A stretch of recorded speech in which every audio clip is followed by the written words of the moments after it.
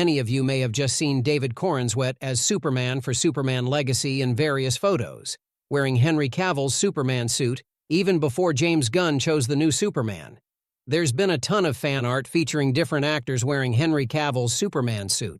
The reason no one knew what the new Superman suit would look like was because James Gunn recently revealed that David Corenswet actually wore Henry Cavill's Superman suit during auditions for the character.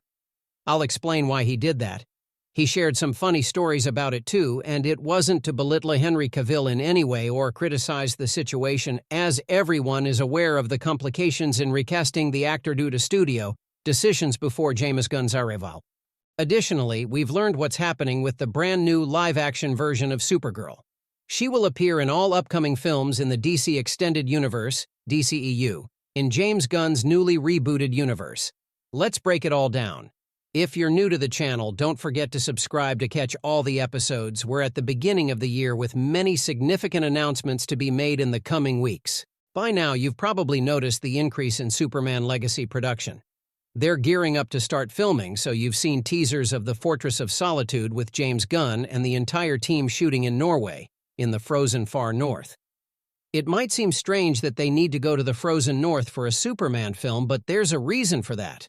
If you don't understand why James Gunn, of all things, would have David Corenswet audition to replace Henry Cavill as Superman wearing Henry Cavill's Superman suit, it might sound a little crazy just talking about it.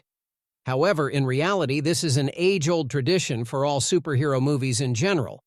Across all studios, not just DC movies but also Marvel and other comic book-based films. In any movie that requires a superhero suit that costs a lot of money to make, people have been doing things like this for a long time. One of the best examples is Henry Cavill himself, who auditioned to be Superman in Man of Steel for Zack Snyder while wearing Christopher Reeve's Superman suit. It was Zack Snyder himself who specifically wanted him to wear Christopher Reeve's suit, instead of using Brandon Routh's suit. After all, Christopher Reeve wasn't just a movie star, he was Superman. So when Cavill appeared wearing the Superman suit and just stood there in front of us, it was the first time I felt he was a movie star on my set. This was mainly because it was a preference of Zack Snyder, who had fond memories of Christopher Reeve's Superman, as did all of us, much more than Brandon Routh as Superman. So it's really a matter of personal preference. When they were auditioning for the film Man of Steel, the same thing happened as with all other superhero films that are part of a lasting franchise where characters are often reinterpreted. In the case of every new comic book-based film, or one that requires a special superhero suit, the director often has the actor audition wearing the suits used in the previous films of the same franchise. Sometimes it's the suits from the last film in the franchise, other times it's older suits, as in the case of Henry Cavill wearing Christopher Reeve's suit. Notice how much smaller Henry Cavill looked when auditioning for Man of Steel. He became much more muscular, much more imposing afterward. This even turned into a special workout with videos and a whole thing when Man of Steel was released, the Superman workout. Another striking example of this phenomenon in DC films was Christian Bale when auditioning for Christopher Nolan in Batman Begins. He wore the Batman suit used by Val Kilmer, even though George Clooney had been the most recent Batman before him. Apparently, Christopher Nolan didn't want Christian Bale or the other actors auditioning for the Batman role to wear the bat nipples. It would be sadistic, something like, no, you have to audition, but you have to wear the nipples. In fact, this is Christian Bale, Cillian Murphy, and Ian Bailey, all wearing Val Kilmer's Batman suit because they were all auditioning for Batman Begins. It's totally crazy to see them in Val Kilmer's suit. Christian Bale and Christopher Nolan now tell all sorts of funny stories about this experience. They said that on the day they were filming these scenes, the environment where they were filming got very hot. Christian Bale almost drowned in his own sweat inside that suit, because the technology used to create Val Kilmer's Batman suit was much more primitive, less breathable, and simply less comfortable than the modern superhero suits we see today.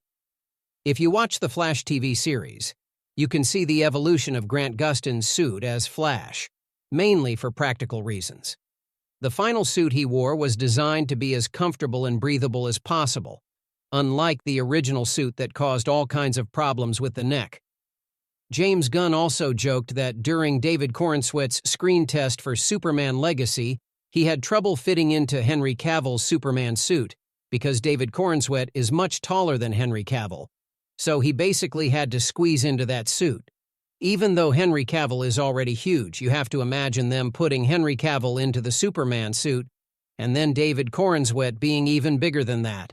But if it's not clear, David Corenswet will wear a completely different Superman suit in Superman Legacy. They're building a completely different suit that doesn't resemble any of the Superman suits that came before.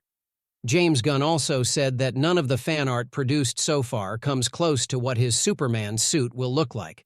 So forget what you think it will look like, because apparently, no one has come close to getting it right.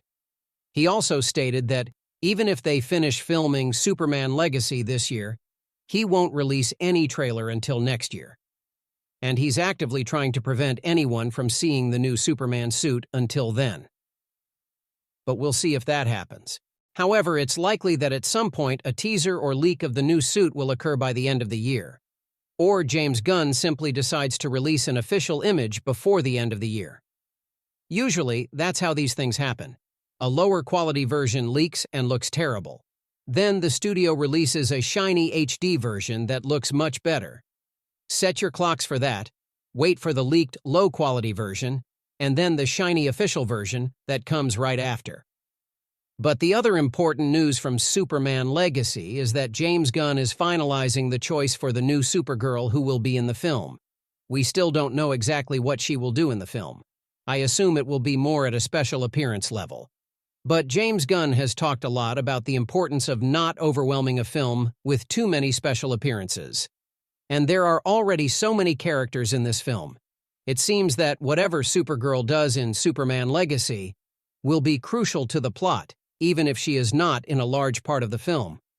In most versions of the Superman and Supergirl story, the explanation is that Superman's ship arrived on Earth first, although Supergirl was older when he was a baby. The whole idea is that Supergirl's father also sent her to Earth to guide Kal-El as he grew up, teach him what he needed to know about being a Kryptonian. But due to the physics of their relative trajectories, his ship landed on Earth many years before hers. He basically grew up on Earth, knowing nothing about his heritage until much later in his life. And it seems that's what they're using for Superman Legacy. It will be a version of that origin story. My assumption for now, without seeing more images from the film, is that we'll see Supergirl as part of Superman's origin story when Krypton is about to explode. We'll see her on Krypton, also leaving the planet. At some point after the events of Superman Legacy, they will meet on screen, having more interactions on Earth. Perhaps during Superman Legacy, they mention Supergirl also coming to Earth, but I don't expect her to have a very large role in the present time because it seems that most of the challenges Superman will face in Superman Legacy will be as the only superhuman on Earth. You have to remember that there will be a lot of Kryptonian stuff happening inside the Fortress of Solitude in the film. Technically, there are many Kryptonian things on Earth, but we may not have seen Supergirl actually arriving on Earth until the end of the film or after the events of the film's ending. However, she will become the Supergirl of the DC Extended Universe, appearing in all crossover films and the solo film Woman of Tomorrow they are currently working on. Reportedly, the choice is between Millie Alcock and Meg Donnelly. I'm personally more familiar with Millie Alcock because of her role in the first season of House of the Dragon, where she played the younger version of Rhaenyra during the first half of the season. She did a great job in the Game of Thrones universe. I haven't seen much of her work in other live productions, but I believe she could create a solid version of Supergirl. The curiosity about Meg Donnelly, if you haven't noticed or seen, is that she is actually voicing Supergirl in the Justice League films. Crisis on Infinite Earths that are being released this year. There will be 3 of them. So, if you watched Crisis on Infinite Earths, Part 1, the cinematic version of the animated film, you've already heard Donnelly play a version of Supergirl. And it's so amazing that she seems like she could play Supergirl in live action. I wouldn't have thought of that just by hearing her voice. But overall, between the two, Millie Alcock is a much bigger star. Right now I'm betting on her over Meg Donnelly, but it's always possible that James Gunn goes in a completely different direction, and I trust his casting instincts completely. If he chooses someone else, I'll be totally fine with that. Tell me in the comments who would you like to see play this new version of Supergirl? Many exciting things are coming. Speaking of Henry Cavill, he also just gave a preview of his new Warhammer series. Click here to check out the new Warhammer trailer with Henry Cavill, and click here for the new trailer of Justice League, Crisis on Infinite Earths, Part 2. Thank you so much for watching, and I'll see you in the next video.